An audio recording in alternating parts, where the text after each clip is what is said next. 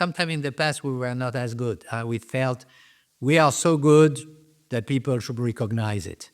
Maybe we should explain it better. Right. It's all about the messaging, isn't it? It's all about the messaging. And welcome to this first edition of Getting Serious with Woody Wade.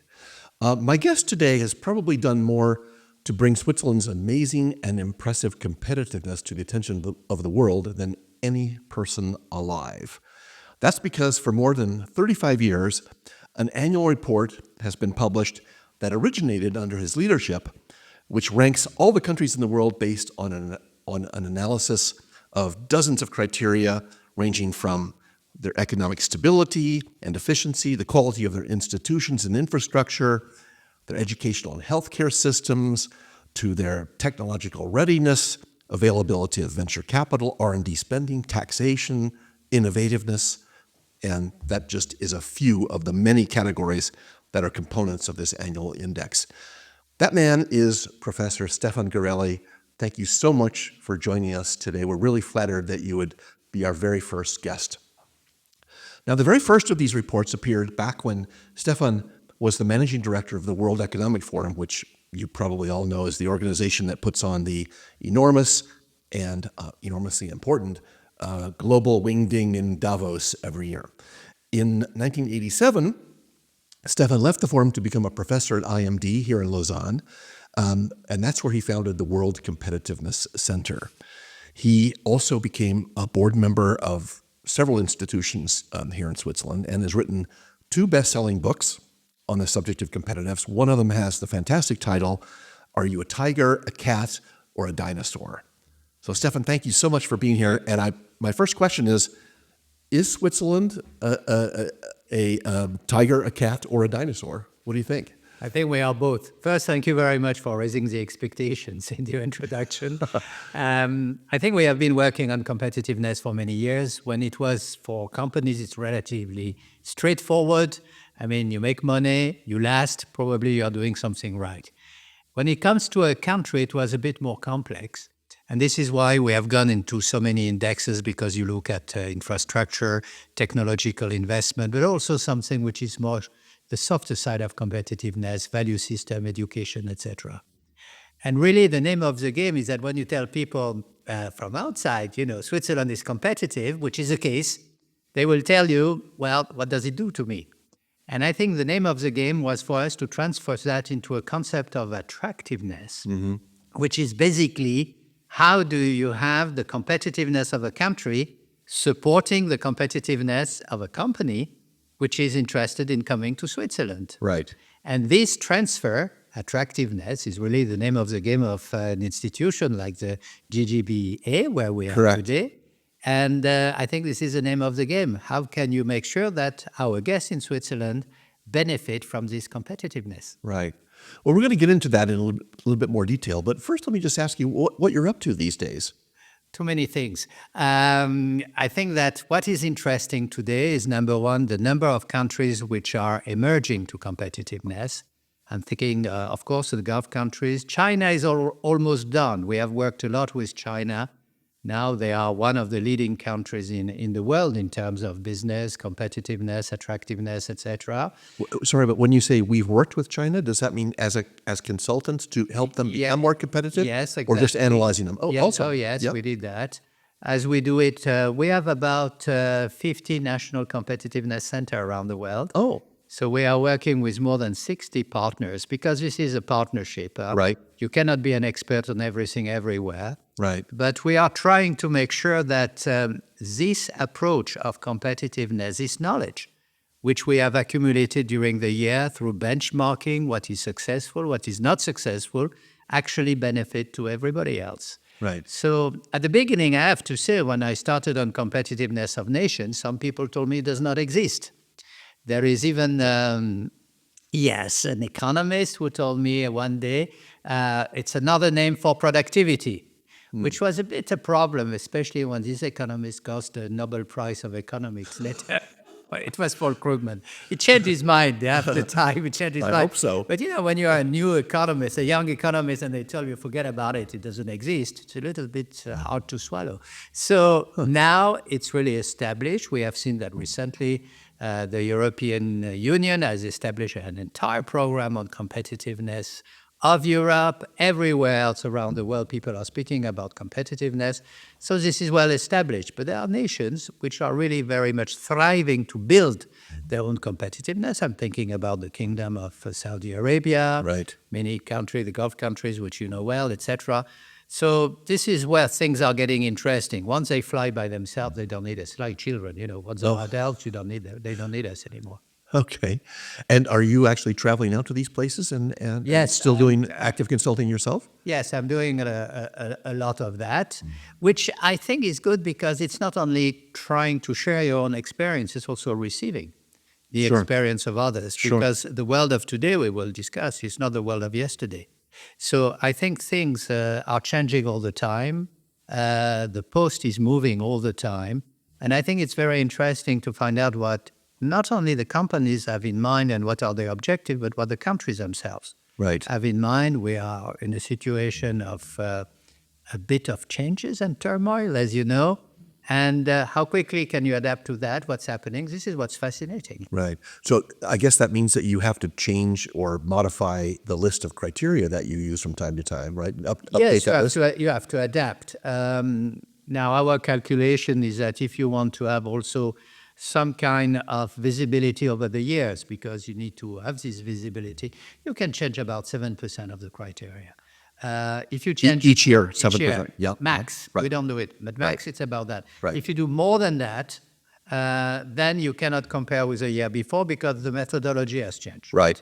If Right. you do less, at the same time, you adapt to changes without changing too much the comparability of your data. Right. So now, for example, how do you decide what to include or what to maybe drop out? Is this like a knockdown, drag-out fight with your colleagues, or Maybe you first have to think. Yeah. Right. Okay. That's probably a good idea. It's not done by the computer. It's not done. I'm not quite sure it will be done by artificial intelligence anymore. But you have to think. Now artificial intelligence is part of the game. Right. It was not part of the game 5 years ago. Sure. Data centers are part of the game. They were not part of the game 5 years ago. Right. So somehow you have to understand that they should be part of what you are measuring. Right. Because the world is changing. Right. But if you change everything every year, then there is no right, comparability. right. What would you foresee, maybe this is putting you on the spot a little bit, what would you foresee might be included next year that wasn't included this year? Is anything sort of on the horizon that you can see? I think a lot of things about data centers and the consumption of electricity, which is a very big issue today. Sure. Got to power those data centers, right? Yeah, the power, because we are saying that about 6% of the world consumption of electricity next year will be the result of data centers. Wow. You take a country like Ireland, there is 92 data centers in Ireland today. And what's interesting is that most of them have been built around Dublin, Yep. which means that you have in the consumption of electricity in Dublin ups and down because it is affecting the grid. Right. There is so much consumption. So people start to discover, the unintended consequences of some of those investments. Sure. And you have to think, okay, data centers are good. There is a question of security. There is a question of national security also for your data. Right. But it has an impact on the electricity grid. Sure. And in Ireland, it's half of it comes from peat bogs anyway, right? So it's Not anymore. Now they are producing a lot from windmills because there is a lot of wind. Sure. Regarding the sun, maybe less. So the solar panel are not very popular there. They are very popular in the Gulf countries. You see Saudi Arabia, Abu Dhabi is investing enormously in this field. Ireland is windmills, but what they are saying now is about 70% of the energy which is being produced by windmills, etc., is actually going to the data center. Wow.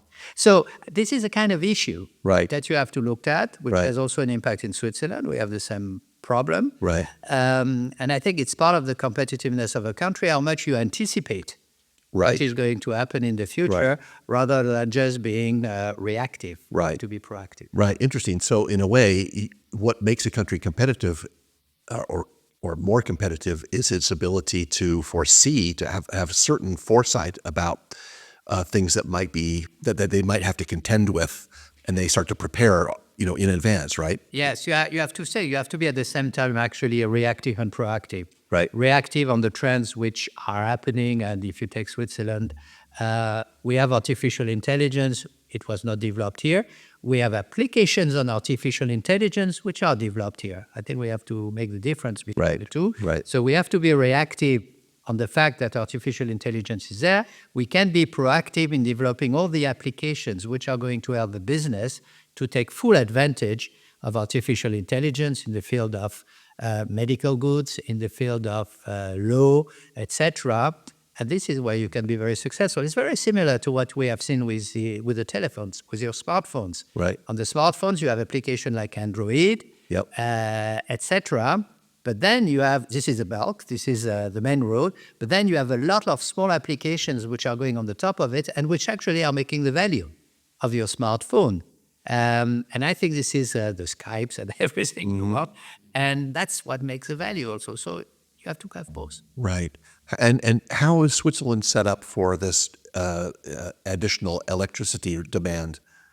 Well, we are trying good our shape? best. You see, I think that one of the very big advantage of Switzerland is that it's a country with a high level of cohesion. It means that we are moving slowly, but we are moving ahead. And once we have taken a step ahead, it's more or less secure and predictable. In the field of electricity, we are putting the windmills like everybody else. We are also having the solar panel. It is not going as quickly as in other countries, but at least it's moving ahead. Right. And we are trying to make it because we know that the consumption of electricity is going to increase massively. Right. Because of technology is consuming a lot of electricity. I mean, if you make a search on artificial intelligence, ChatGPT, it's 10 to 20 times more electricity consumption than one search that you would make on Google. Wow. So the more you go there, the more it's going to have an impact on the grid. Yeah. And for companies, it's going to be essential, even those who are coming to Switzerland, to make sure that the supply of electricity is going to be stable and in proportion to their needs. What about the cost? That's another problem with Switzerland. I mean, Yep. Switzerland, frankly, is a high-end location. Right. With a lot of added value. You Right. can expect a lot good infrastructure, etc. But there is no doubt there is a cost to it. I mean, we should not be candid about that. Sure. But I always remember what Warren Buffett said. He said, price is what you pay and value is what you get. Right. So in Switzerland, you may be paying a little bit more, Right. but you get a lot of value for your dollar. Right. And maybe this is what it is all about. Sure. Of course. Now, in terms of competitiveness, I mean, you're Mr. Competitiveness. Are there some countries in the world that Switzerland should probably keep an eye on as possible competitors to the things that Switzerland does and has always done very well? Yes, there are about 200 of them. So basically everybody. Now, What you're saying, right? everybody has a little piece of competitiveness. Sure. Which can be competing with your own country, ours, Switzerland. Right. But you have that everywhere. I mean, for example, if I take medical goods, Right. where we are really very good, we have some of the best company in the Right. world, but we are still depending on manufacturing in India for most of the vaccine, or maybe China. So you always have a little piece of something. If we are looking now at family offices, which are very much driving because more and more people have money and more they are building family offices to manage this money. Right. It used to be in Geneva, it used to be in this region. Right. Now more and more it's Dubai. Or Singapore. So Okay. little pieces of the cake Right. are being, threatened, quote unquote, by other part of the world. So Right. you cannot take it globally, Right. but you have to see that certain things will happen. Sure. But even the family offices that are being set up in Dubai or Singapore, are they not actually subsidiaries or offices of Swiss wealth management organizations or not so much? Not anymore. Really? Not anymore because the wealth of the world has changed. Right. A lot of wealthy people are not in Europe anymore. They are in India. They are very much in China, in Southeast Asia. Right. And they feel, Switzerland is good, It's not necessarily a must. And that's where we need to have an added value.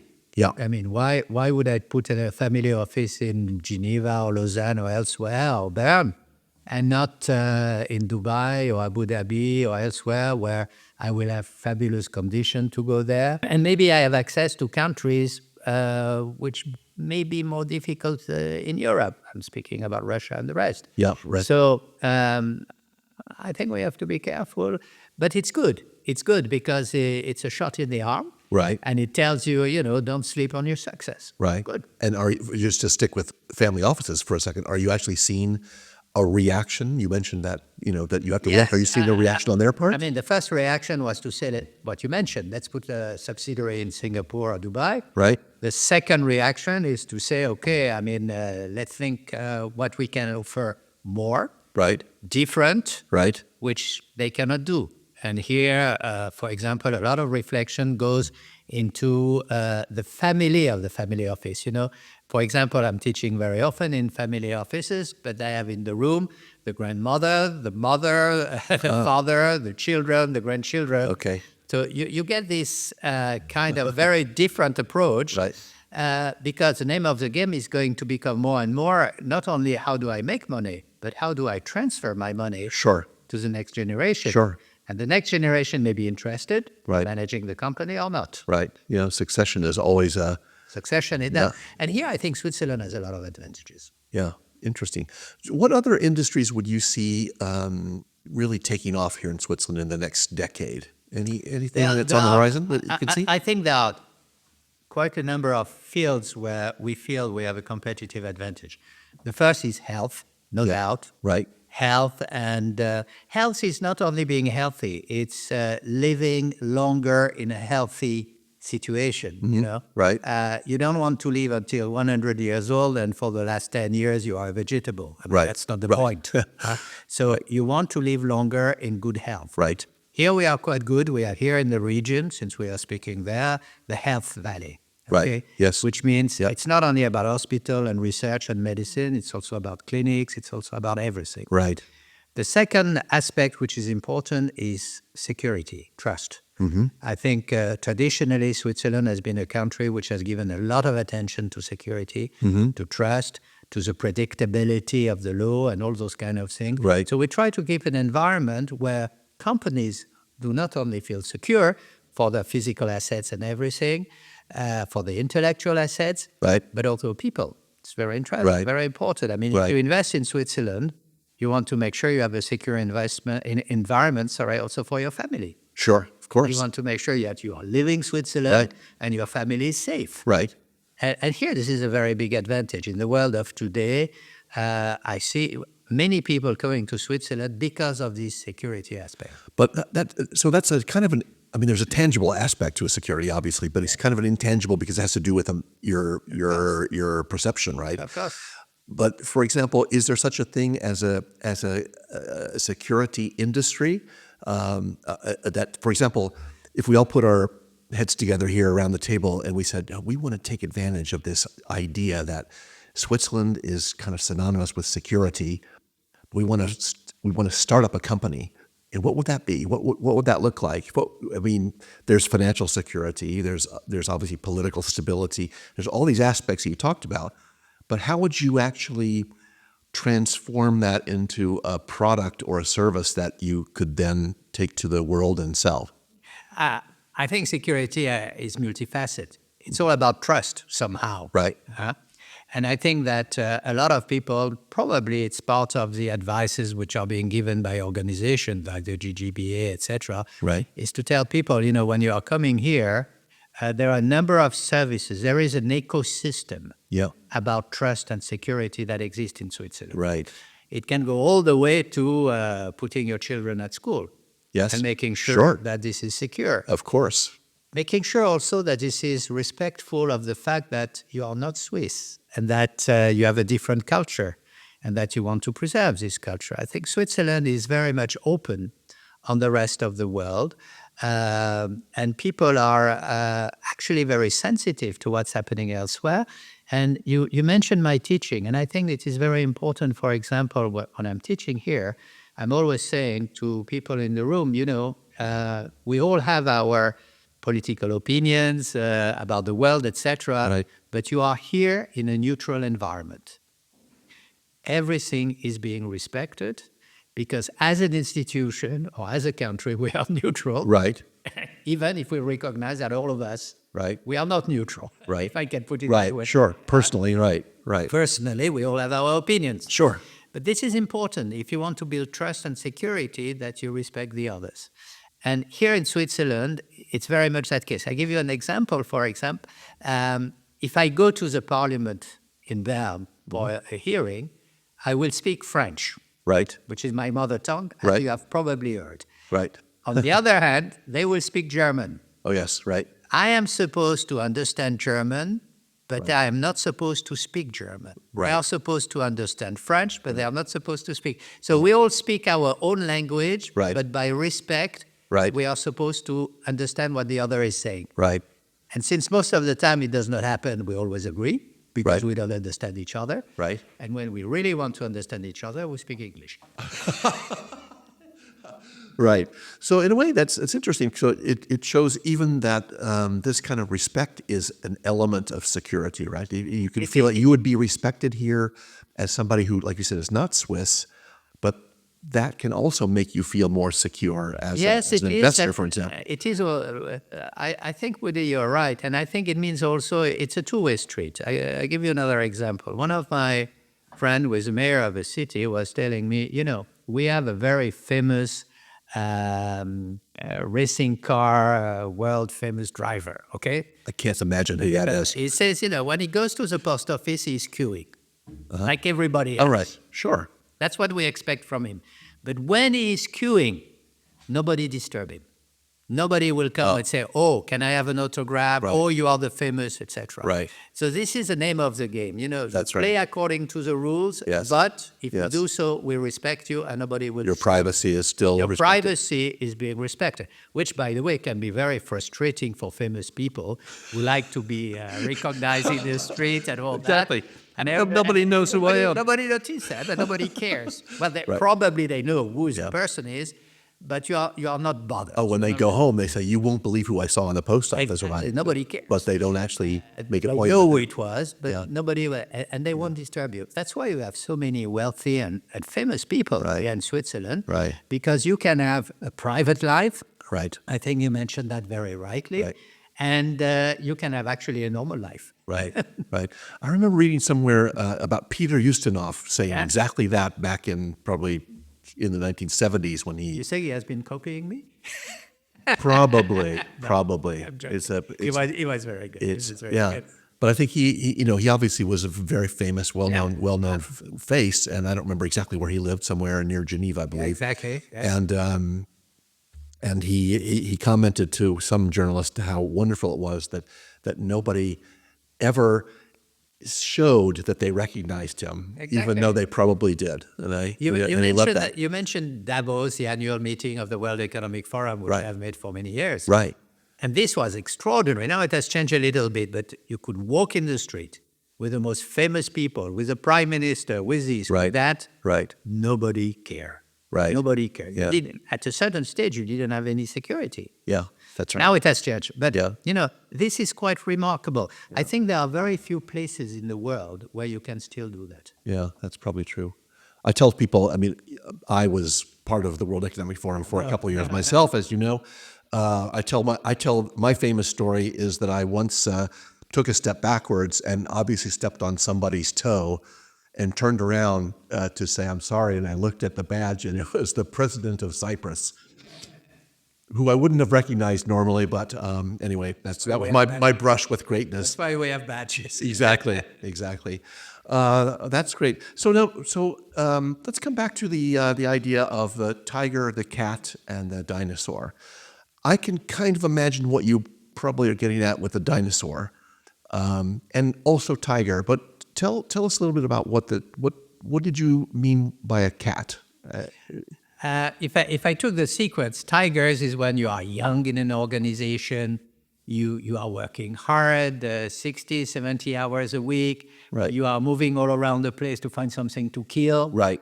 You are to go up, etc. Right. And your life is a company, right? Right. And after a certain number of years, it probably has happened to you, you get married, you get a house, you get a mortgage. Right. And then you say, okay, it's not only the business life, it's also family life. I am mobile, but I want to be back during the weekend at home. Right.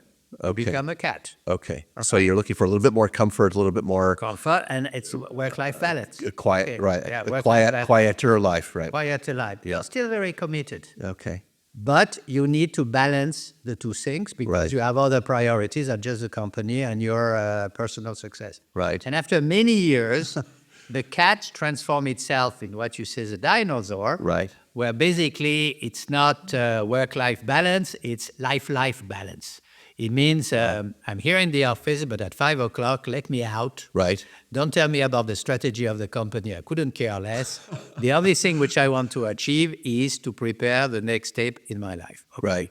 But, you know, the dinosaurs are very useful because they are the memory of a company. Oh, right. They know what has been happening before. Right. They know why we do certain things and why we don't do them. Right. And I think this is very critical because one of the biggest issues in companies is that they have a short memory.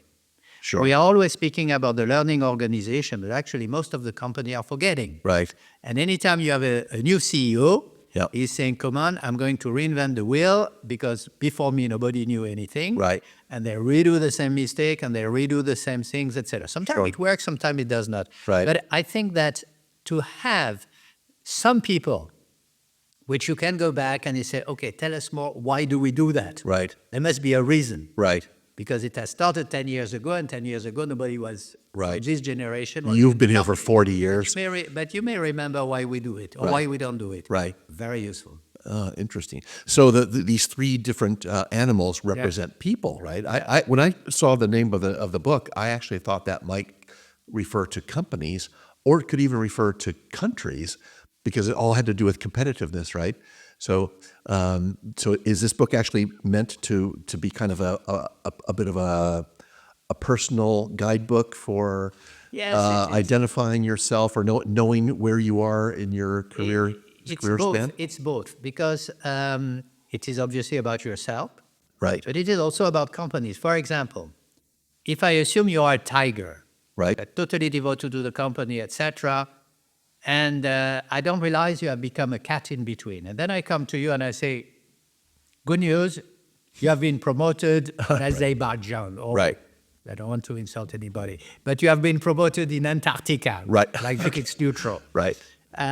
Maybe the person will say, wow, this is exciting, and then goes back home and say, good news, I have been promoted in Antarctica. Honey, pack your bags. Exactly, and the honey will say, thought over my dead body. Right. You know, I'm Right. staying here. Right. I like it. Right. And suddenly you realize that you are not promoting one person, but a family. Right. And especially when you have a dual career, Right. some people will say, no. And what happened if this guy was being promoted or this lady promoted goes back to the office and said, listen, thank you for the promotion, but I cannot do it because the family is not, we have to change the kids from schools. Yeah. We have to take the dog, the canary, and everything with us. It doesn't work. Right. What is the next move? They say, okay, I refuse the promotion. I have to leave because I will never be given another promotion. That's right. That's So right. you are losing some of the very good people Yeah. in your company if you don't realize that they have been changing from tiger to cats.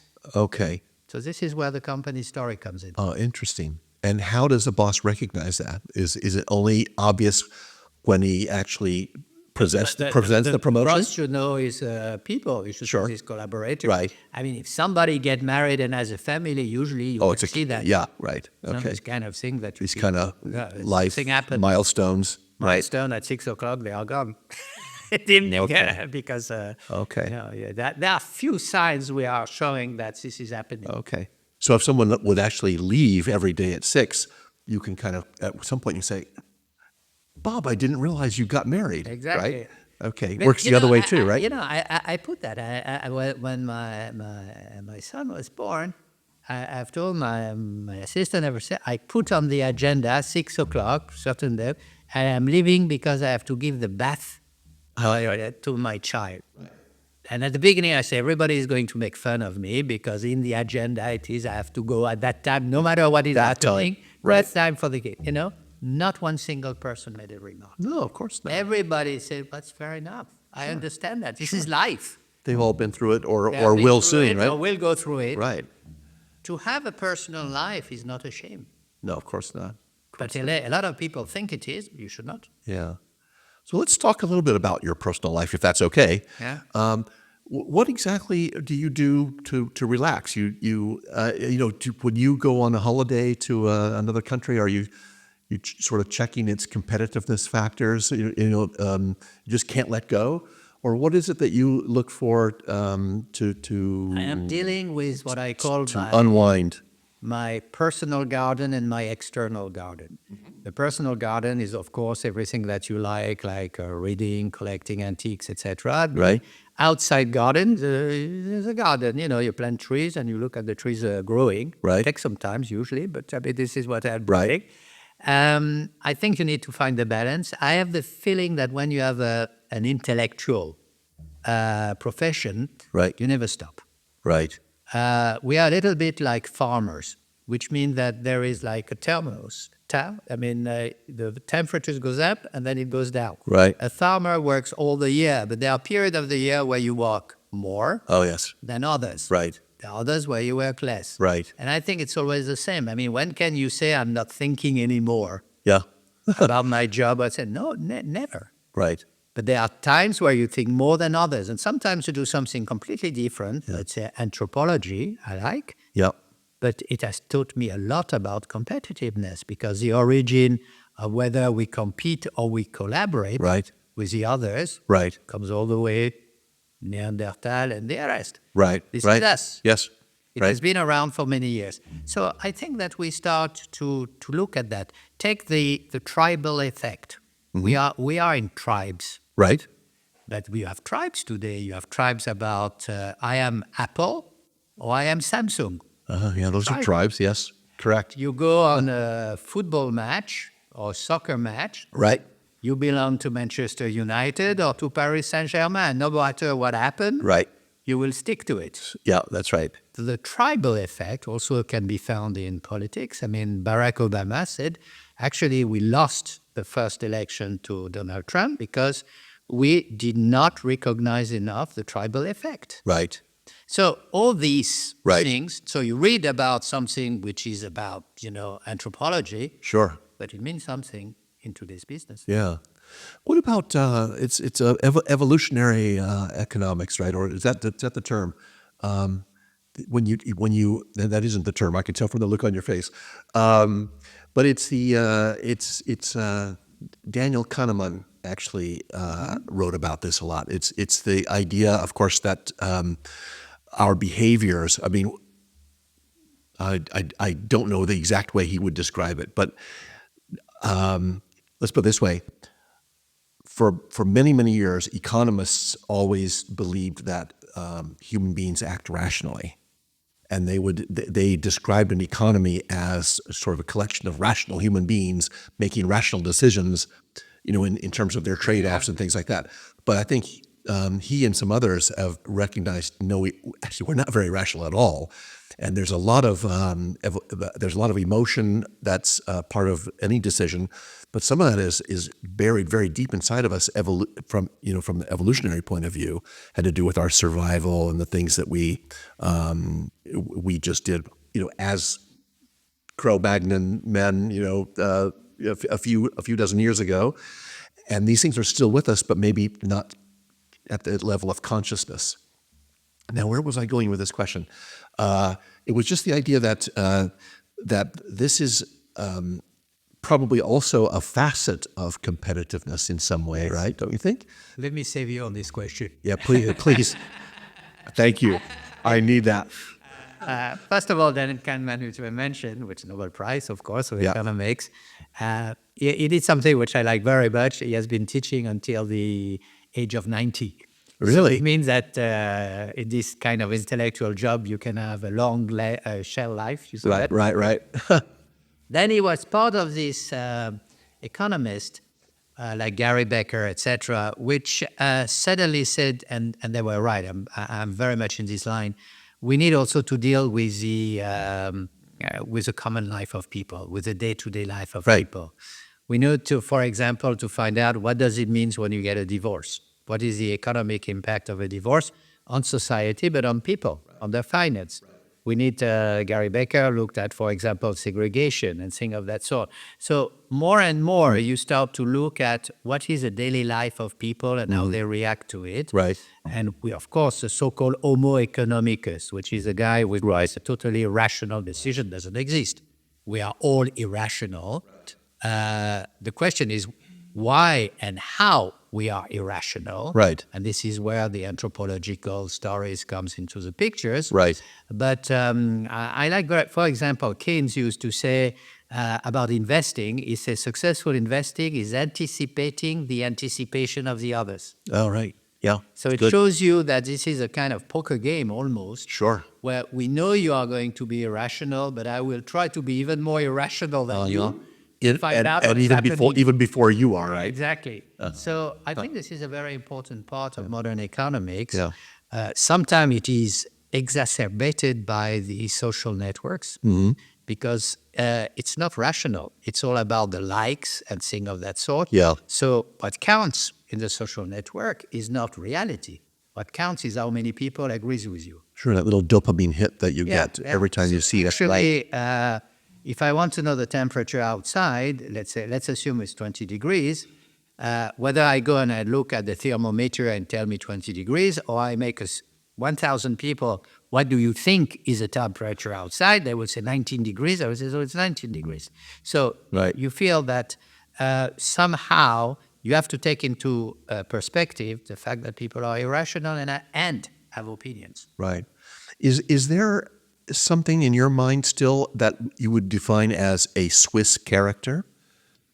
Yes, there are many things. I think the first thing is that, number one, we are very cautious, let's face it. I mean, and sometimes we surprise ourselves not being cautious because traditionally, this is a country of insurance. This is a country of banking. Right. We are security, right? Security, Right. we are cautious. But then in the middle of something appears Nespresso, for example. Right. Which is everything, which is very imaginative and everything like that. So sometimes you have some breakthrough. Right. But I think in general, we are cautious. We are probably people with our feet on the ground, I would say so. Sometimes too much. Right. Sometimes too much. There is a very high level of tolerance, despite what people are saying about the rest of the world. 38% of the Swiss population is considered to be pure Swiss. What means you are born in Switzerland and one of your two parents is also born in Switzerland. Only one. Only one. This is the official definition. And that's by still, the Swiss you're still pure. statistical. Oh, 38% only of the population is born here with one parent, which means that if you go to the grandparent levels, about everybody has a foreign root. Right. Sure. Everybody. Right. And the question is not with a foreigner or not. The question is how much integration Yes. you have. Right. And Switzerland has a very strong capacity to integrate people. Yeah. For example, if you take your Swiss passport, it doesn't say where you are born. Yeah, that's right.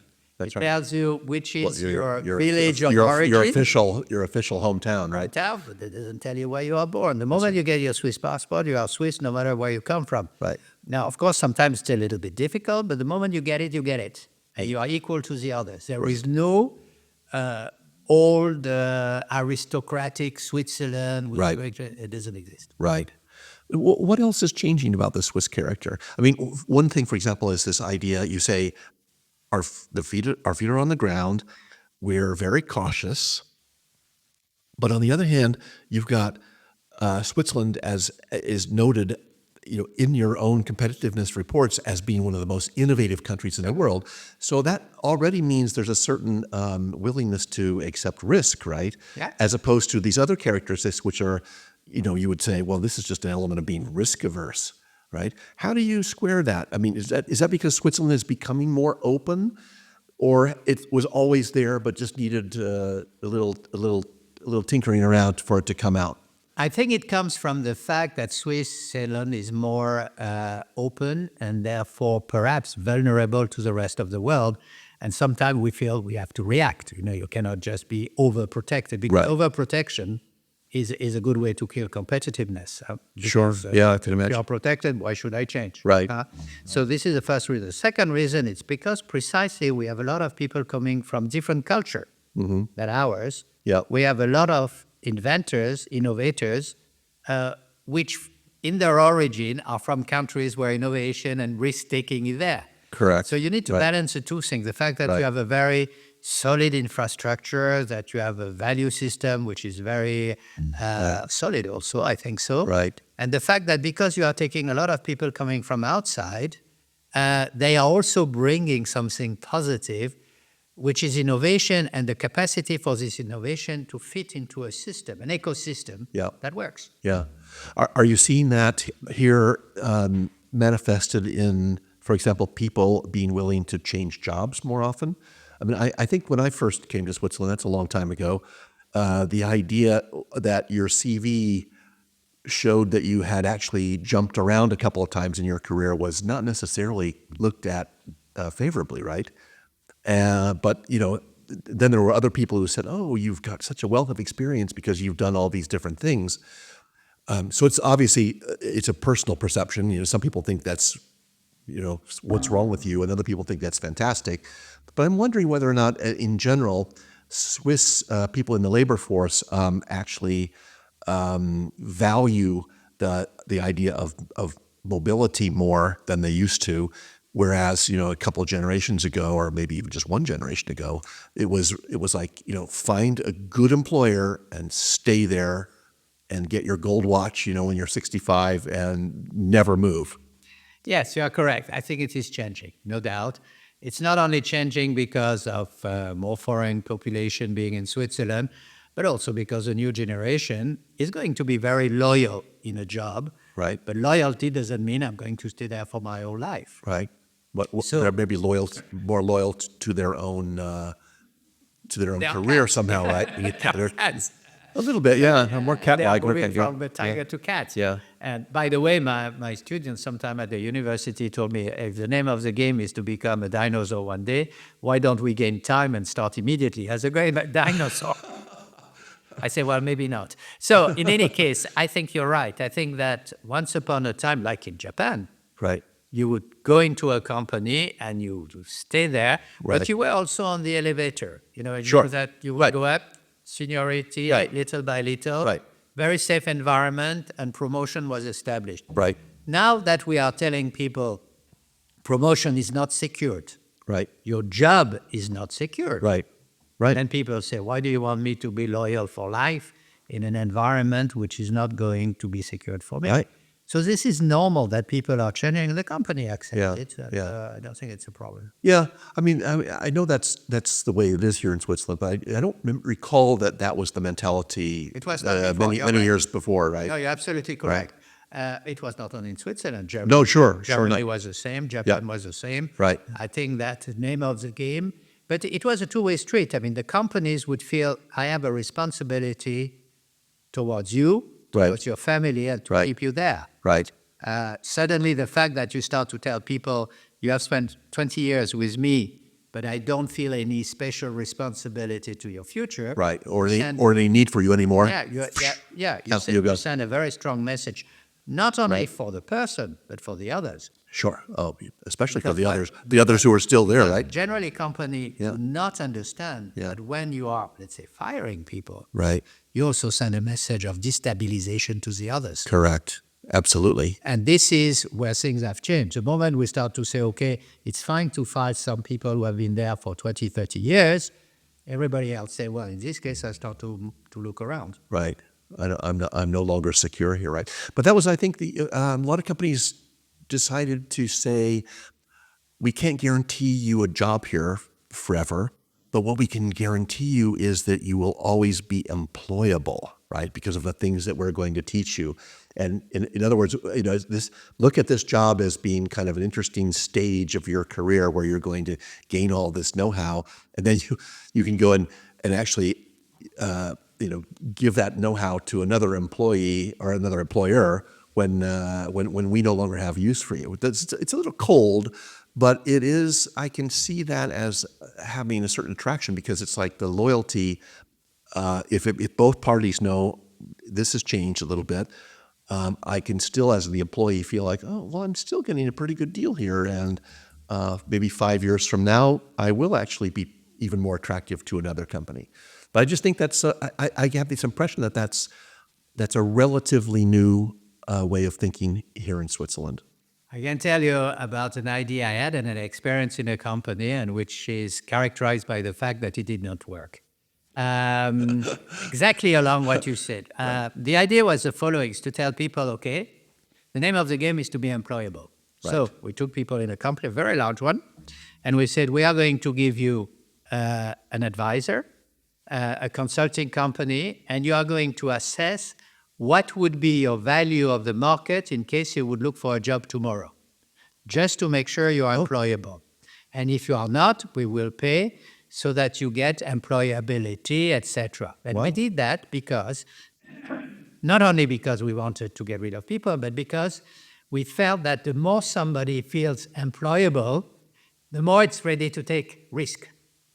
Mm-hmm. Because you say, if I fail and they threw me out, I have another job. I'm employable, right? But if I'm not employable, as it exists in very, very large companies where you're in a small little place, you are damn afraid of taking the smaller risk because you say, if I lose my job, I will never find another job. Keep your head down, right? Yeah. So we did that. We get them the training, the facilities. We even said, okay, you can look at companies which are trying to outplacement companies, just so that you feel, I'm employable. Right.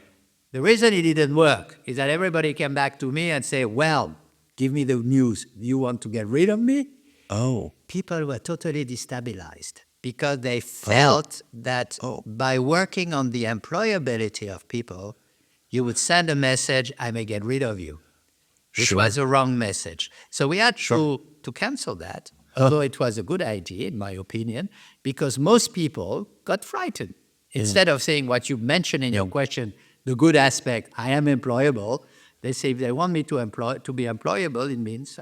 Sure. I guess I would actually interpret it the same way, right? I will have to use it. Interesting. So this is a very...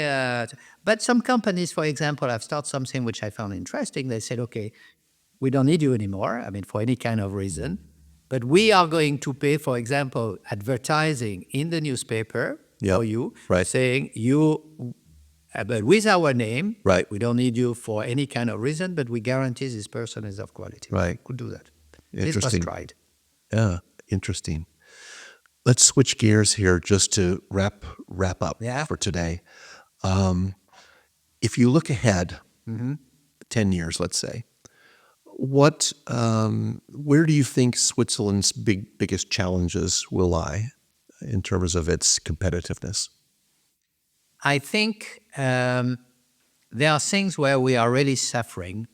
The first one is not the lack, but we don't have as much building space available than in many other countries. Right. If you take a country like the Kingdom of Saudi Arabia, why are they booming? Nothing but space. Yeah, it's 2.2 million square kilometers. It's huge. It's empty. It's a bit dry.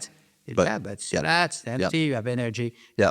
The lack of space means that we have to go into the direction of added value activities, probably not gigantic, medium size, but with a lot of added value.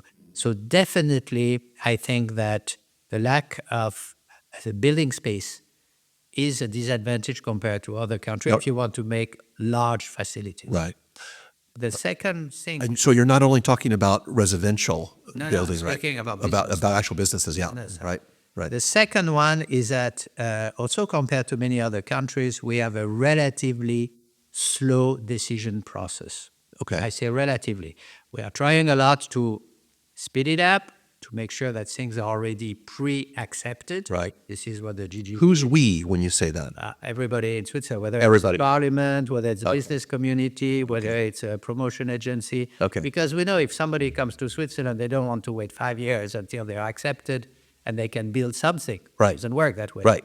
So we need to speed up the process, and we are working on it, and it's working. Okay. But it's not as fast as certain countries where it goes to the top and somebody at the top say yes and it goes down full speed and then it's done in 6 months. Okay. Right. We are not like that. Okay. However, once it is decided and approved, you're okay.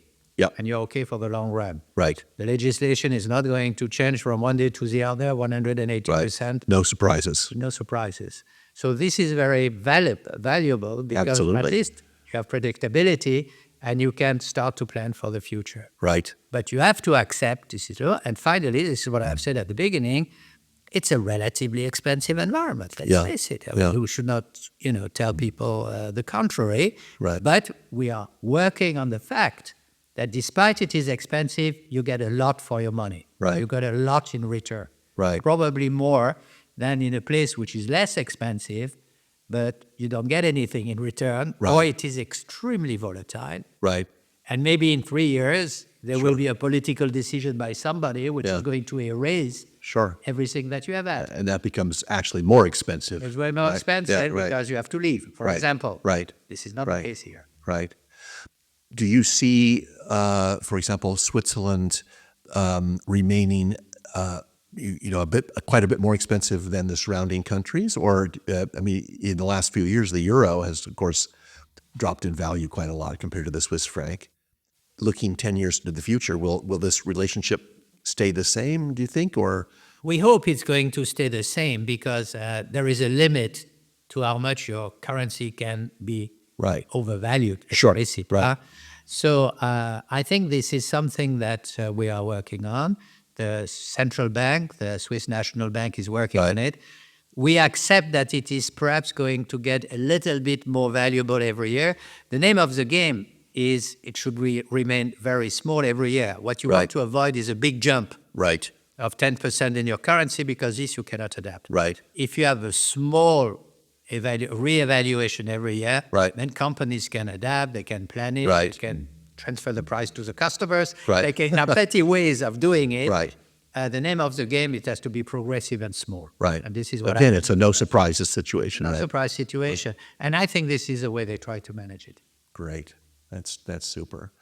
Well, I think, there's so much more we could talk about when it comes to this theme of competitiveness. And Switzerland, of course, being competitive on so many different, in so many different ways, is a conversation that could just go on, from now till the middle of next week. But I know your time is really valuable, Stéphane, and we can't thank you enough for actually coming here and spending these last few minutes with us. And it's been a really enlightening discussion, and I hope you enjoyed yourself too. Thank you very much for being with us today. We really appreciate it. Thank you very much, Woody. I always learn a lot from these exchanges. Good. Thank you very much. And I think that GGBa is doing a great job of translating the competitiveness of Switzerland into something which is appealing for companies. Of course. This is the name of the game. And I think that here, sometime in the past, we were not as good. We felt we are so good that people should recognize it. Maybe we should explain it better. Right. It's all about the messaging, isn't it? It's all about the messaging and being honest. We have good things, we have less good things. We are working on what is not good. Yep. But let's be candid and let's be transparent. Right. And just talk to people like adults, right? Exactly. You name it. Great. Thank you so much, Stéphane. Pleasure, Uri. Thank you for joining.